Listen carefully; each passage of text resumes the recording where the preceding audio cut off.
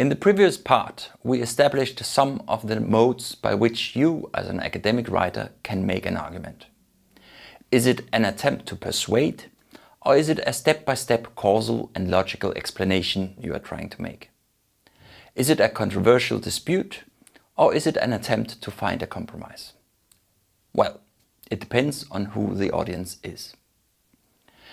A crude way to petition an audience is to find out whether you write for an interested general public, a professional community, or for your peers, meaning the scientific experts in your field, including your students. If your audience is an ordinary reader of the news, or people who read popular science magazines and books, you should refrain from using academic jargon. Rather, your style of writing is disseminating, easy, entertaining, linear, and persuading. The general reader of science definitely appreciates if you are an honest broker of all the perspectives of your story.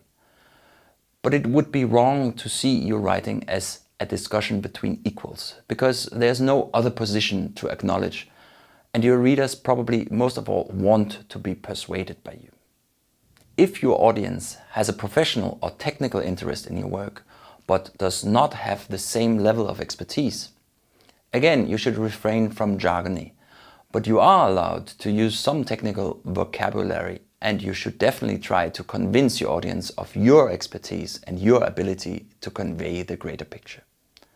Typically, these types of texts rely a lot on your personal credibility and your ability to persuade through causal relationships, logical reasoning, and a meaningful synthesis. Typically, you see such texts in grant applications or in executive summaries, which are used by policymakers who need to make some important decision on the basis of your work. If you write for your peers or your students, on the other hand, you should use a more acknowledging and conversational style, because now you are discussing with equals, or at least with people who expect you to treat them as your equal. Academic writing for peers is a contribution to an ongoing discussion that the reader likely has not been paying close attention to. Here, the Rogerian argument works well. Try to rephrase other opinions as truthful as possible. Try to find common ground. When using information from an outside source, introduce the information, explain the information, and then have a dialogue with the information, making sure that you integrate your own ideas as well.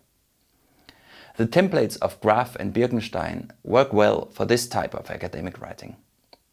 But you should remember that templates are just templates. You can't use the same words over and over again. Orwell would turn in his grave because it violates his first advice on good writing. Templates are great, but they only work well when you use them as a loose guide, improvising around the ideas.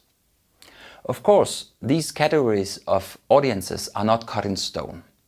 The audiences, as well as the types of media formats and the argumentation styles used in these formats, form a continuous spectrum from the useful and complicated at one end to the purely entertaining and easy to understand at the other.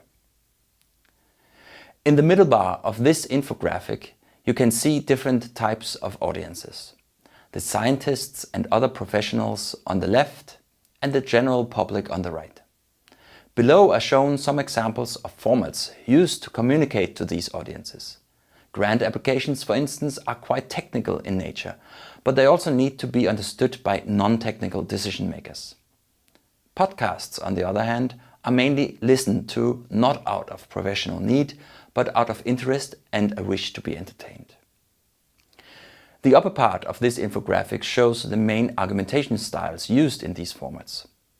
Scientific reports and research papers are, for instance, very keen on using the IMRED style of writing, while web articles and short news videos depend much more on the inverted pyramid and emotional cues because they need to have a much more immediate and entertaining effect. There is one important style of writing and arguing which you can see in the upper part, but which we haven't covered yet, and that's storytelling, or more precisely, the use of narrative techniques. In the next lecture, I will tell you a bit more about these techniques, why they are important, and why I think we should take advantage of storytelling to a much higher degree than is currently done in science writing. Thank you for listening. See you next time.